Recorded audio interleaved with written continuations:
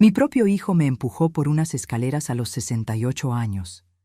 Mientras mi cuerpo se recuperaba de los moretones, mi cuenta bancaria guardaba un secreto de 17 millones que ni él ni su ambiciosa esposa jamás imaginaron. Ahora, con una pluma en la mano y un plan en el papel, me preparaba para enseñar la lección más importante que un hijo puede aprender. Nunca subestimes a una madre silenciosa. Cuéntame en los comentarios. ¿Alguna vez has visto a alguien ser subestimado por su edad? ¿Y de qué ciudad nos acompañas en esta historia? Me encanta saber hasta dónde llegan. Fue un jueves de otoño cuando mi vida cambió para siempre. Las hojas caían afuera, doradas y relucientes, mientras yo caía dentro de mi propia casa. Una caída que, a diferencia de las hojas, no tenía nada de natural ni de bonita. Pedro, mi único hijo, había estado diferente durante meses. Desde que se casó con Luisa, una agente inmobiliaria con sonrisas calculadas y ojos que nunca descansaban, algo había cambiado en él. Poco a poco, mi presencia en la casa donde vivíamos juntos, la casa que construí con el sudor de mi trabajo como médica durante más de 4 décadas, pasó de ser bienvenida a tolerada y luego a un inconveniente. Esa mañana, sus susurros en la cocina cesaron cuando entré. Ya estaba acostumbrada a eso. Me encogí como aprendemos a hacer con la edad, tratando de ocupar menos espacio, de hacer menos ruido. Me serví café en silencio, observando cómo Luisa cerró rápidamente una carpeta al verme. «Mamá, necesitamos hablar sobre la casa», dijo Pedro, evitando mi mirada. Su tono era el que usaba para pacientes terminales en el hospital donde trabajaba. Suave, distante, preparándome para malas noticias. «Hemos encontrado un lugar maravilloso para ti», Luisa intervino, su sonrisa perfecta no llegando a sus ojos. «Una comunidad para personas de tu edad, actividades, amigos, cuidados». No necesité escuchar el resto. Sabía exactamente lo que estaba pasando. La casa valía mucho ahora, con el nuevo desarrollo en la zona. Y yo estaba en el camino. «La escritura todavía está a mi nombre», respondí con calma, tomando un sorbo de café. «Y tengo la intención de mantenerla así por ahora». Vi la mirada que intercambiaron. No era la primera.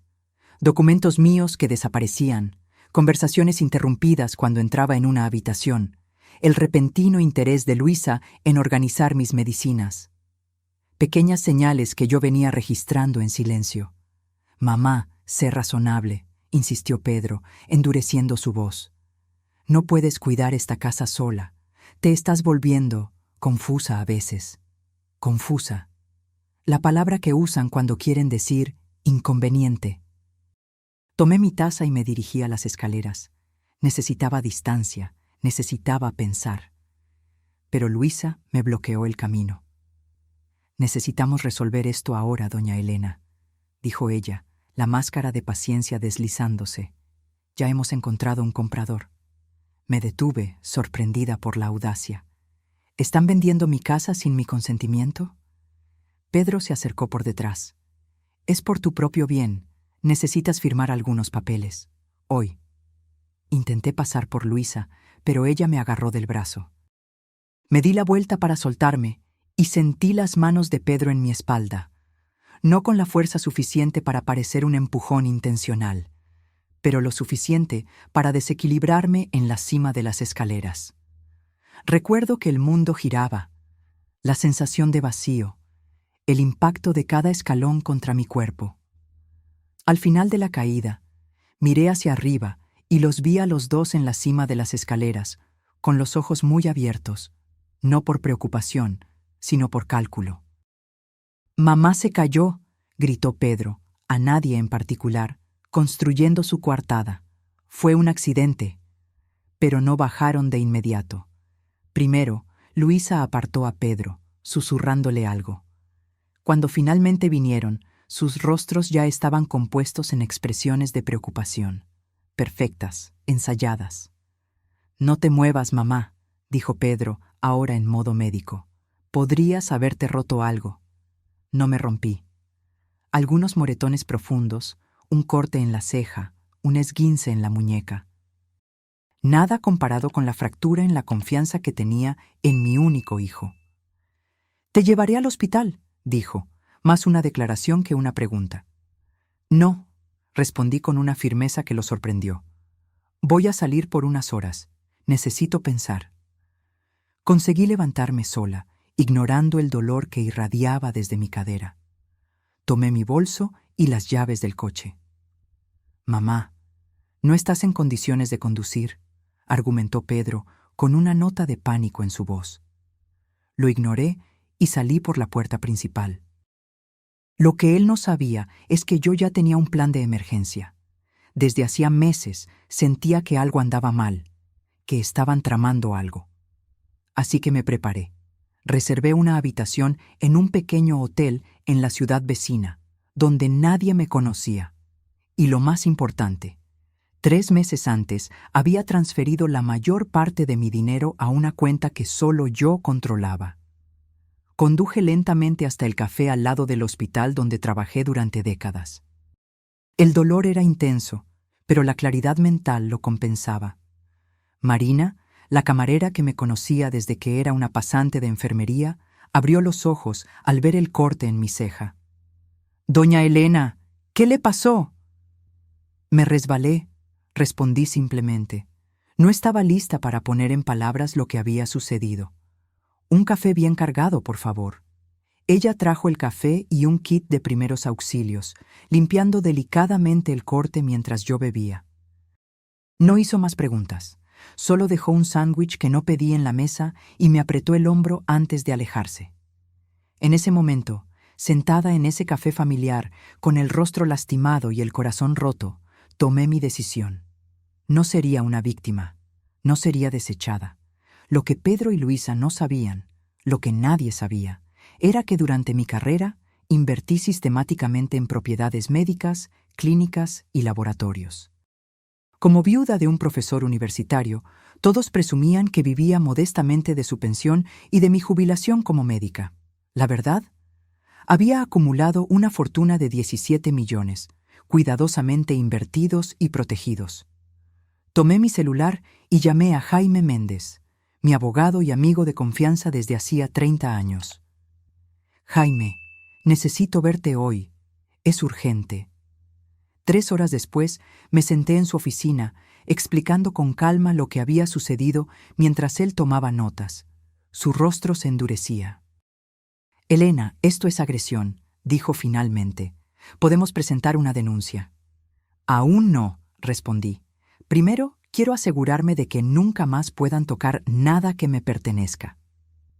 Pasé la noche en el hotel que había reservado, tomando analgésicos para el dolor físico y planeando cada paso para lidiar con el dolor emocional. A la mañana siguiente, cuando Pedro me llamó frenéticamente, atendí con una calma que lo desconcertó. «Estoy bien», dije, cortando sus disculpas ensayadas. «Regresaré cuando esté lista». Al día siguiente, me desperté con el cuerpo adolorido. Cada movimiento era un recordatorio de esos breves segundos en las escaleras, de esas manos en mi espalda. Pero mi mente estaba clara, enfocada. Tomé un largo baño, dejando que el agua caliente aliviara el dolor en los músculos magullados mientras organizaba mis pensamientos. Jaime llegó al hotel puntualmente a las 9 a.m., llevando un portafolio de cuero y una expresión sombría. Nos sentamos en la pequeña sala de estar de la suite, y él abrió una laptop donde ya había preparado varios documentos. «Elena, quiero que lo pienses con cuidado», dijo, su tono profesional enmascarando la preocupación. «Lo que propones es sustancial». «Llevo meses pensando en esto, Jaime, solo que no imaginé que llegaría a este punto». Él asintió, entendiendo que mi decisión no era un impulso nacido del trauma, sino una conclusión madurada por la observación. Durante años había visto a Pedro cambiar, volviéndose más distante, más influenciable bajo la mirada ambiciosa de Luisa, pequeñas traiciones que se acumulaban como gotas de agua, hasta que el empujón fue solo la última gota que colmó el vaso. «Entonces, a trabajar», dijo Jaime, pasándome documentos para firmar. Primero, transferimos oficialmente la propiedad de la casa a una fundación que acababa de crear, la Fundación Nuevos Comienzos, destinada a apoyar a mujeres mayores de 60 años en situación de vulnerabilidad. La casa sería la sede de la fundación, con espacio para oficinas y alojamiento temporal. Luego, actualizamos mi testamento, eliminando a Pedro como beneficiario principal y dejándole solo una pequeña anualidad, suficiente para que no pudiera impugnar legalmente, pero una fracción de lo que esperaba heredar. Finalmente, creamos un poder notarial para decisiones de salud, nombrando a Jaime y a mi antigua colega del hospital, la doctora Carmen Oliveira, como responsables de decisiones médicas en caso de que yo no pudiera tomarlas. Pedro ya no tendría el poder de decidir sobre mi salud o mis internaciones. ¿Y qué hay de la evidencia del incidente?, preguntó Jaime con cautela. Sonreí, sintiendo una mezcla de tristeza y determinación. Tengo algo que no esperaban. 2 meses antes, preocupada por objetos que desaparecían y conversaciones sospechosas, instalé discretamente cámaras de seguridad en la casa. No era paranoia, era experiencia. En 40 años como médica, aprendí a reconocer las señales de abuso contra ancianos. Nunca imaginé que aplicaría ese conocimiento a mi propia vida. Las cámaras lo capturaron todo, expliqué, entregándole a Jaime un pequeño pendrive. El empujón, la conversación de ellos después, la demora en socorrerme, todo. Jaime vio el video en silencio, su rostro se endurecía. Cuando terminó, cerró la laptop con un movimiento decidido. Esto lo cambia todo, Elena. Tenemos evidencia concreta. No quiero presentar una denuncia. Aún, expliqué. Quiero que ellos sepan que tengo esto, que entendieron lo que hicieron, que se den cuenta de las consecuencias. Después, decidiremos los próximos pasos. Jaime no parecía convencido, pero respetó mi decisión. Antes de irse, tomó mis manos entre las suyas. Ten cuidado. La gente desesperada hace cosas desesperadas.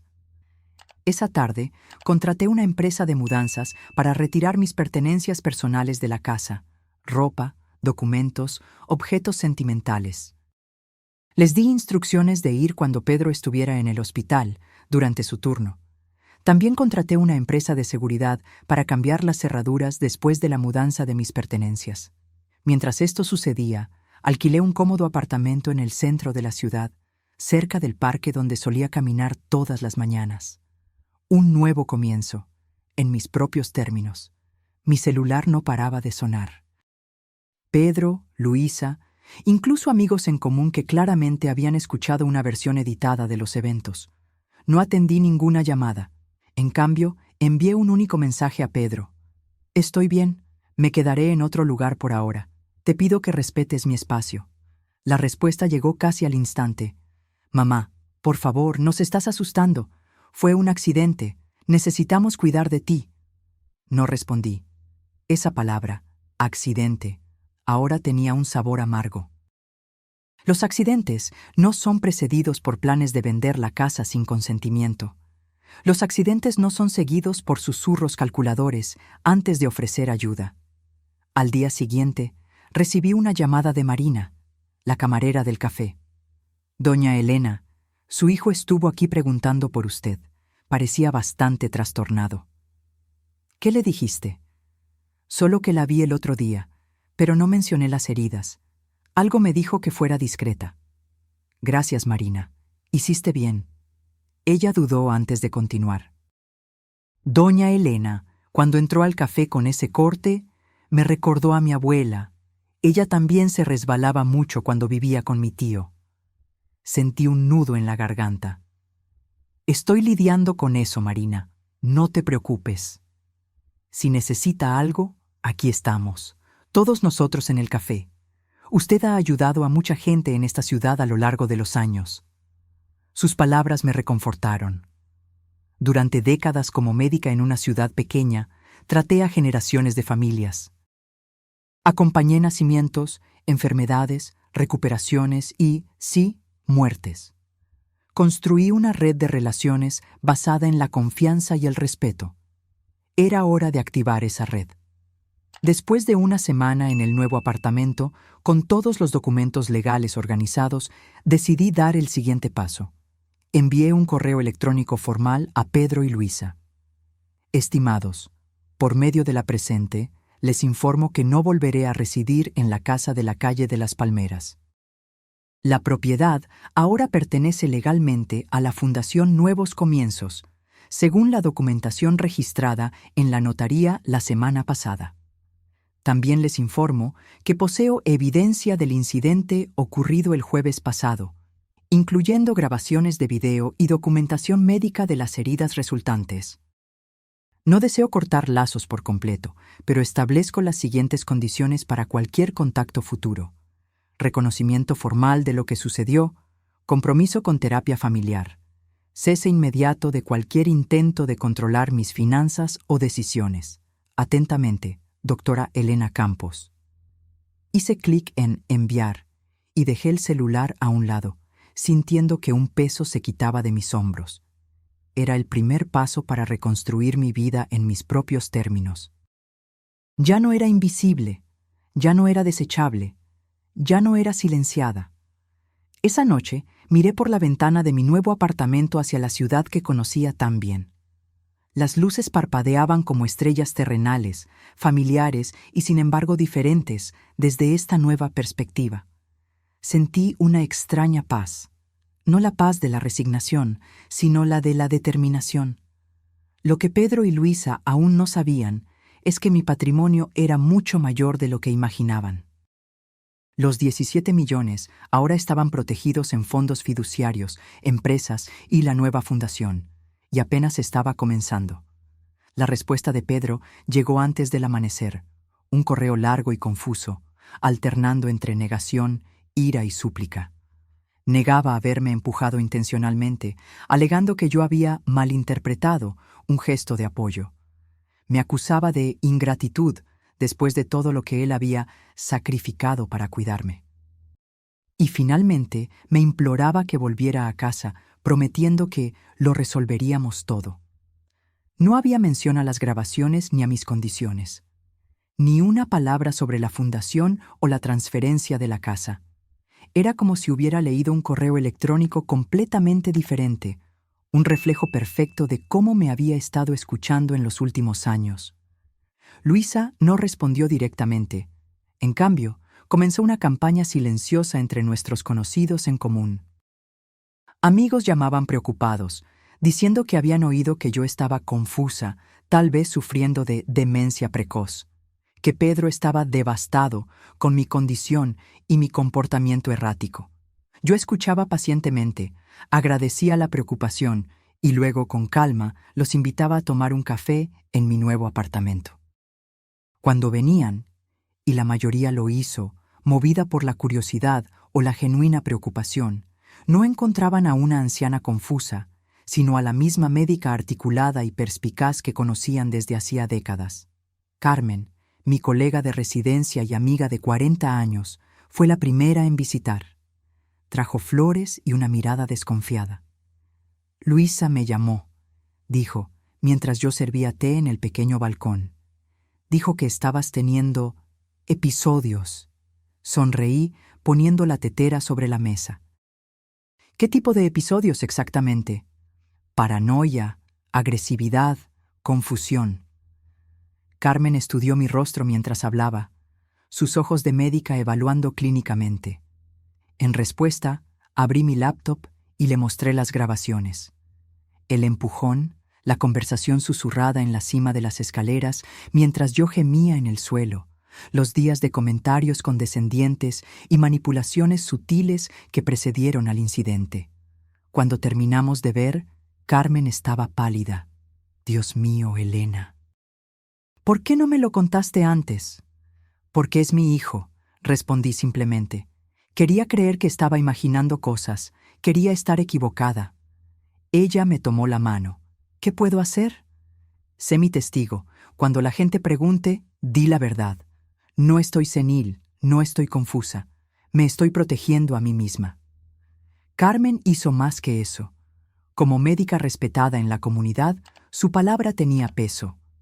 En cuestión de días, la narrativa cuidadosamente construida por Luisa comenzó a desmoronarse. En la segunda semana en mi nuevo hogar, recibí una llamada inesperada del doctor Soares, director del hospital donde Pedro trabajaba y mi antiguo jefe. «Elena, necesitamos hablar sobre Pedro», dijo sin preámbulos. «¿Qué pasó, Roberto?» «Él está desestabilizado. Ha cometido algunos errores en el trabajo. Nada grave aún, pero estoy preocupado. Y hay rumores circulando sobre lo que pasó entre ustedes». Suspiré profundamente. «Los rumores son ciertos, Roberto. Tengo evidencia». Silencio al otro lado de la línea. Luego, ¿tienes la intención de hacerlo público? No es mi intención perjudicar su carrera. Solo quiero vivir en paz y seguridad. Entiendo. Otra pausa. Le sugerí que tomara una licencia para buscar ayuda. Si puedes posponer cualquier acción legal hasta que veamos si responde al tratamiento. Cerré los ojos, sintiendo ese antiguo dolor materno, el deseo instintivo de proteger a mi hijo, incluso cuando me lastimó. Esperaré, Roberto. Pero no puedo prometer por cuánto tiempo. Después de colgar, me quedé mirando por la ventana, observando a las personas pasar abajo, cada una llevando sus propias historias invisibles. ¿Cuántas de esas personas sonriendo escondían dolores como el mío? ¿Cuántas habían sido traicionadas por aquellos que se suponía que las amaban? Fue en ese momento que decidí expandir el alcance de la Fundación Nuevos Comienzos. No sería solo un refugio temporal, sino un centro de recursos completo: asistencia legal, consejería, planificación financiera, todo dirigido a mujeres ancianas en transición. Mujeres como yo, pero tal vez sin los recursos que yo tenía. Al día siguiente, programé una reunión con Jaime para discutir los detalles legales y financieros. Mientras preparábamos la documentación, recibí un ramo de flores. La tarjeta solo decía: «Por favor, encuéntrame. Necesito explicar. Pedro». No respondí. Las flores se marchitaron en el vestíbulo de entrada. 3 días después, apareció en el café donde solía desayunar. Parecía abatido, con ojeras profundas y la barba sin afeitar. Tan diferente del médico siempre impecable que orgullosamente presentaba a sus colegas. «Mamá», dijo de pie junto a mi mesa, pareciendo inseguro sobre si podía sentarse. «Pedro», respondí con calma, señalando la silla frente a mí. Se sentó, mirando nerviosamente a su alrededor como si temiera ser reconocido. «Necesitamos hablar. Te escucho. En privado. Estamos bien aquí». Tomé un sorbo de café, manteniendo mis ojos en los suyos. Bajó la voz. «¿Qué estás haciendo? Esas historias que estás difundiendo. La casa». «No estoy difundiendo historias, Pedro. Estoy diciendo la verdad, y en cuanto a la casa, ahora sirve a un propósito mayor. Es nuestra casa familiar». «Era mi casa», corregí suavemente. «Comprada con mi dinero, mantenida con mi trabajo. Tienes tu propia casa con Luisa». Se pasó la mano por el cabello, un gesto nervioso que reconocí de su infancia. «Mira, sé que hubo un malentendido. Nunca quise lastimarte. Fue un accidente. Te resbalaste. Tengo las grabaciones, Pedro». Mi voz seguía siendo tranquila, pero firme. Del empujón, de la conversación después, de todo. Su rostro palideció. «¿Qué grabaciones? ¿Nos estabas espiando?» Me estaba protegiendo, y fue bueno que lo hiciera. Miró a su alrededor de nuevo, ahora claramente incómodo. «¿Qué quieres? ¿Dinero? ¿Es eso?» La pregunta me golpeó como una bofetada. Mi propio hijo pensaba que lo estaba chantajeando. «Quiero que busques ayuda, Pedro, para tu comportamiento, para tu ira, para esta persona en la que te has convertido, que apenas reconozco». «No necesito ayuda». Su voz se elevó, atrayendo miradas. «El doctor Soares no está de acuerdo. Me llamó preocupado por tus errores en el hospital». Pedro se puso rígido. «¿Hablaste con mi jefe? ¿Estás tratando de arruinar mi carrera también?» «Él me buscó, no al revés. Está preocupado como yo lo estoy». Esto es ridículo, te estás comportando como una anciana vengativa. Esas palabras debieron haber dolido, pero en cambio confirmaron lo que ya sabía. Este hombre sentado frente a mí ya no era el niño que crié. Creo que ya no tenemos nada más de qué hablar, Pedro. Puse dinero sobre la mesa para pagar mi café. Cuando estés listo para asumir la responsabilidad de lo que hiciste y buscar ayuda, sabes cómo encontrarme. Me levanté para irme, pero él me agarró la muñeca. No hemos terminado, no puedes simplemente quitarme todo así. La casa, tu herencia. Miré su mano en mi muñeca, luego a sus ojos. Suéltame, Pedro. Ahora. Algo en mi voz, o tal vez en las miradas de los otros clientes, hizo que me soltara. Salí del café sin mirar atrás, sintiendo su mirada furiosa en mi espalda. La noticia de la transformación de la casa en sede de la Fundación Nuevos Comienzos se extendió rápidamente por la ciudad. Era el tipo de chisme que a la gente le encanta compartir. Un giro inesperado, una historia de redención, un poco de drama familiar. Para mi sorpresa, la reacción fue mayoritariamente positiva. Antiguas pacientes llamaban ofreciendo apoyo, voluntariado y donaciones. Colegas médicos se ofrecían a dar consultas gratuitas para las futuras residentes. Incluso los medios locales mostraron interés, con el periódico de la ciudad queriendo hacer un reportaje sobre la iniciativa. Luisa, por supuesto, tenía una perspectiva diferente. Una semana después de mi encuentro con Pedro en el café, apareció en la oficina provisional de la fundación, donde yo trabajaba con 2 trabajadoras sociales recién contratadas. «Necesitamos hablar», dijo, ignorando por completo a los demás en la sala. Pedí a las asistentes que me disculparan y la llevé a una pequeña sala de reuniones. Estaba impecablemente vestida como siempre, pero había algo desaliñado en sus ojos, una desesperación mal contenida. «¿Qué quieres, Luisa?» «Quiero que pares con esto. Toda esta farsa», gesticuló vagamente hacia la oficina. «Esta fundación, esas historias sobre Pedro, estás arruinando nuestras vidas». Mantuve mi voz tranquila, como hacía con pacientes agitados. «No es una farsa. La fundación está legalmente registrada, con financiación garantizada y una misión clara. En cuanto a Pedro, no he difundido historias sobre él. No seas ingenua. Todo el mundo está hablando. Él podría perder su trabajo. Si Pedro pierde su trabajo, será por sus propias acciones, no por mis palabras».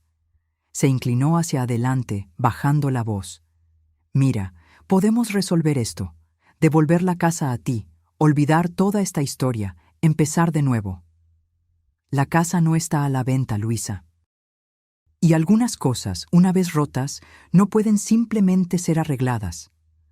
Su rostro se endureció. «No entiendes lo que estás haciendo. Pedro no está bien, está bebiendo, tiene ataques de ira, no sé lo que puede hacer». Era una advertencia disfrazada de súplica. Reconocí el patrón. Lo había visto en familias de pacientes muchas veces. El miedo a lo que un ser querido inestable podría hacer.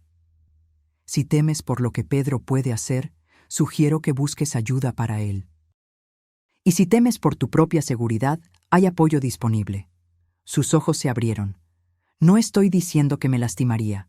Estoy diciendo que él puede lastimarse a sí mismo.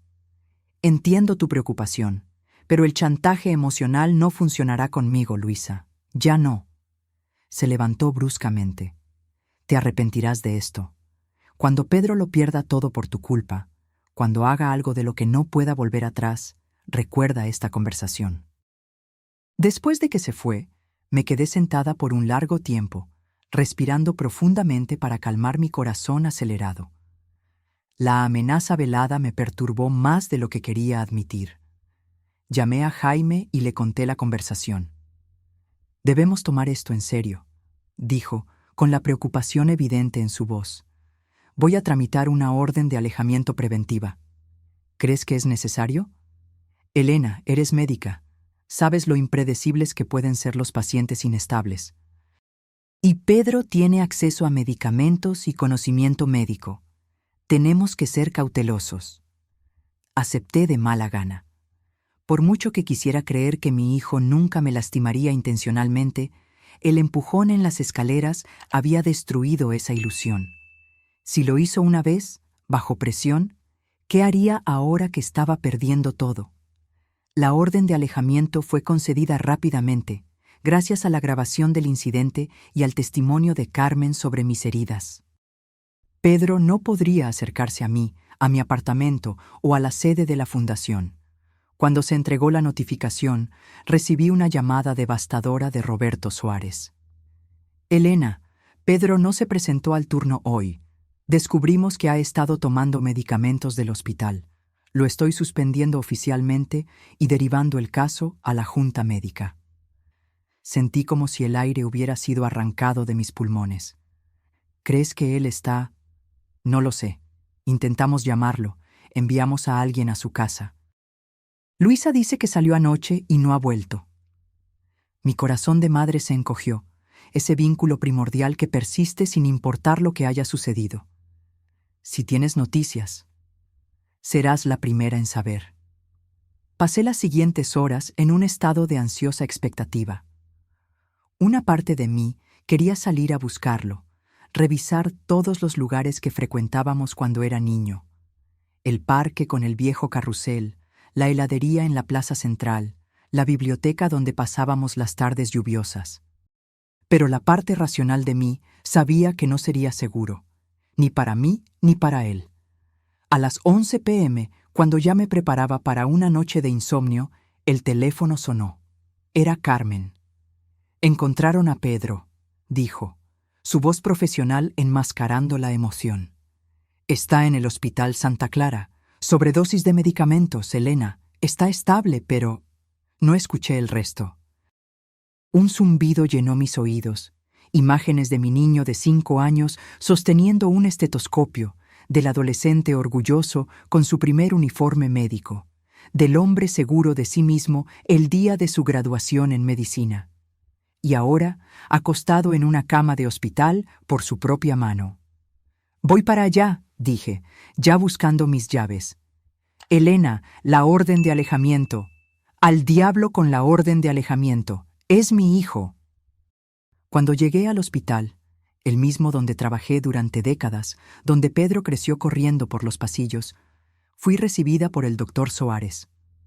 Su rostro estaba serio, pero sus ojos eran amables. «Él estará bien», me aseguró antes de que yo pudiera preguntar. «Lo encontramos a tiempo. Físicamente se recuperará por completo. ¿Y mentalmente?», Roberto suspiró. «Eso llevará más tiempo. Dejó una carta, Elena, para ti». Miré el sobre en sus manos, mi nombre escrito con la letra familiar de Pedro. «¿Luisa está aquí?» «Vino, pero se fue poco después.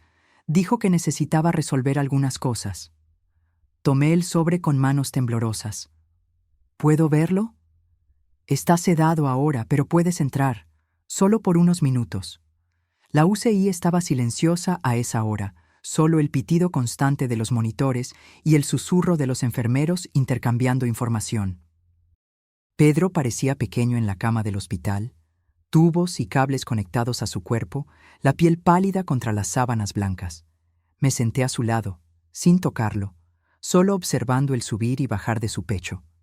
Después de unos minutos, abrí la carta. «Mamá, cuando leas esto, tal vez ya no esté aquí. Ya no puedo vivir con lo que hice, con lo que me convertí. Desde que papá murió, sentí que necesitaba demostrar algo. Ser más, tener más. Luisa alentó eso, pero la culpa es mía. La elección fue mía». Ese día en las escaleras, yo sabía lo que estaba haciendo. No fue un empujón impulsivo, fue calculado. Pensé que si te lastimabas, podríamos convencerte de que necesitabas cuidados, que ya no podías vivir sola. El plan era internarte, asumir el control legal, vender la casa. Todo para un nuevo comienzo, una consulta propia, una vida que creí que merecía. Nunca imaginé que lo descubrirías, que estarías un paso por delante. Cuando vi lo que hiciste con la casa, con tu dinero, cuando me di cuenta de que todos sabían la verdad sobre mí, no pude soportarlo. No el juicio de ellos, sino tu mirada en ese café, no con ira, sino con decepción. Lo siento, mamá, más de lo que las palabras pueden expresar. No pido perdón, no lo merezco. Solo quiero que sepas que, al final, entendí lo que intentabas enseñarme todos estos años. Sobre la integridad, sobre cuidar de los demás, sobre ser un hombre mejor que tus ambiciones. Demasiado tarde para mí, pero tal vez no para aquellos a quienes ayudarás con la fundación. Usa mi fracaso como ejemplo. Cuenta mi historia si ayuda a alguien. Con amor, a pesar de todo, Pedro doblé la carta lentamente, las lágrimas empañando mi visión. No eran lágrimas solo de dolor, sino de una comprensión profunda y triste. Mi hijo se había perdido en algún momento del camino y yo no me había dado cuenta hasta que fue demasiado tarde. Me quedé a su lado hasta el amanecer, observando su rostro en busca del niño que conocí, pensando en todas las formas en que ambos nos habíamos fallado el uno al otro. Cuando los primeros rayos de sol entraron por la ventana, tomé una decisión. Acaricié suavemente su frente, como hacía cuando era pequeño y tenía fiebre. «Vamos a encontrar un camino de regreso, hijo», susurré. De alguna manera. Los siguientes 3 meses fueron un viaje difícil para todos nosotros. Pedro fue transferido a una clínica de rehabilitación después de ser dado de alta del hospital, especializada en profesionales de la salud con problemas de dependencia química y salud mental. Inicialmente, mantuve la distancia, siguiendo la recomendación de los terapeutas, pero nos escribíamos cartas semanalmente. Un regreso a una forma de comunicación más reflexiva, más honesta. La primera vez que lo visité, 60 días después de su internación, fue un encuentro cargado de emoción. Sentados en un jardín tranquilo de la clínica, lejos de los oídos de los otros pacientes, finalmente tuvimos la conversación que necesitábamos tener. «Pasé tanto tiempo enojado», dijo Pedro, mirando sus propias manos. «Con papá por morir temprano, contigo por ser tan exitosa, conmigo mismo por nunca sentirme suficiente». «Nunca supe que te sentías así», respondí, dándome cuenta de cuánto habíamos dejado sin decir a lo largo de los años. Yo tampoco lo sabía, no realmente. Lo enterré todo bajo capas de ambición y resentimiento. Luisa solo explotó algo que ya estaba allí. Hablando de Luisa, ella había desaparecido de la vida de Pedro poco después de su internación. Jaime descubrió que había vaciado las cuentas conjuntas y puesto la casa de ellos en venta incluso antes de que Pedro recibiera el alta del hospital. Un final predecible para una relación construida sobre la ambición compartida. «¿Qué pasó con la orden de alejamiento?», preguntó Pedro, mirándome directamente por primera vez. «Suspendida, condicionalmente, mientras continúes el tratamiento y las sesiones de terapia familiar que comenzaremos la próxima semana». Él asintió, aceptando los términos sin discusión. Un cambio notable del hombre que me había confrontado en el café meses atrás. Mientras Pedro luchaba con su recuperación, la Fundación Nuevos Comienzos florecía. La antigua casa familiar ahora albergaba a 6 mujeres mayores en transición, 2 viudas recientes, una sobreviviente de abuso doméstico y 3 que simplemente necesitaban un nuevo comienzo después de cambios en sus vidas.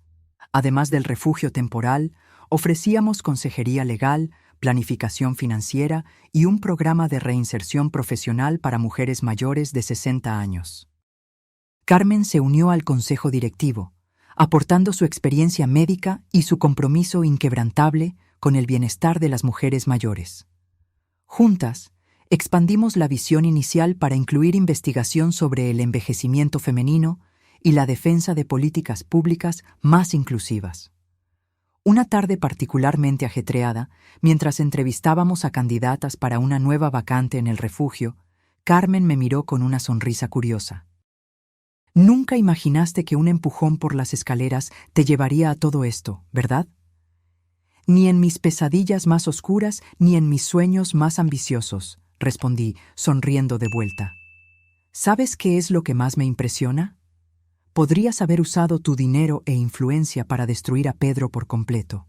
Habría sido justificable, considerando lo que hizo. Pero en cambio, estoy tratando de arreglar lo que se puede arreglar, completé, incluyendo a mi hijo, si es posible. La verdad es que la ira inicial había dado paso a algo más complejo. No exactamente perdón, aún no, pero una comprensión más profunda. Pedro era producto no solo de sus propios fracasos, sino también de los míos, de nuestras dinámicas familiares no resueltas, de presiones sociales que valoran el éxito material por encima de la integridad. Ninguno de nosotros es solo una cosa, víctima o agresor, héroe o villano. Todos estamos compuestos de elecciones, algunas de ellas terribles, algunas nobles, la mayoría en algún lugar intermedio. 4 meses después del incidente en las escaleras, organizamos el primer evento público de la Fundación, un simposio sobre envejecimiento con dignidad en el auditorio del hospital. Para mi sorpresa, Pedro pidió participar, no como orador, sino como oyente. ¿Crees que es una buena idea?, pregunté durante nuestra sesión de terapia familiar. Habrá mucha gente que conoce nuestra historia. Exactamente por eso necesito estar allí, respondió. No puedo esconderme para siempre. Necesito enfrentar lo que hice, públicamente. El día del evento, Pedro se sentó discretamente en la última fila. Noté algunas miradas, algunos susurros, pero la mayoría de la gente estaba concentrada en el programa. Charlas sobre los derechos de los ancianos, planificación patrimonial, prevención de abusos financieros, todos temas que habían adquirido un nuevo significado personal para mí. Cuando llegó mi turno de hablar, sentí un nerviosismo que no experimentaba desde mis primeros días como médica. Miré a las caras atentas en la audiencia, vi a Carmen en la primera fila animándome con un gesto, y luego, brevemente, encontré los ojos de Pedro en el fondo de la sala. Estamos aquí hoy para hablar sobre la dignidad en el envejecimiento, comencé. Sobre el derecho de cada persona a mantener el control sobre su vida, sus elecciones, su futuro, independientemente de la edad. Este derecho a veces se viola de maneras obvias y violentas, pero más a menudo se erosiona silenciosamente, a través de pequeñas desconsideraciones, exclusiones sutiles, decisiones tomadas por nuestro propio bien sin nuestro consentimiento. Hice una pausa, respirando hondo antes de continuar. Algunos de ustedes conocen mi historia personal, los eventos que me llevaron a crear esta fundación.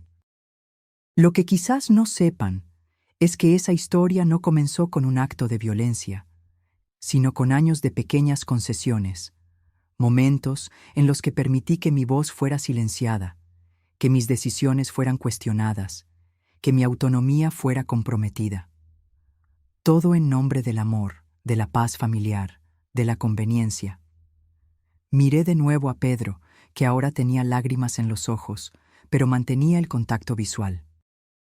Lo que aprendí, lo que todos necesitamos aprender, es que la dignidad no es algo que pueda ser concedido o retirado por otros. Es un derecho inherente que debemos proteger activamente, en nosotros mismos y en todos a nuestro alrededor.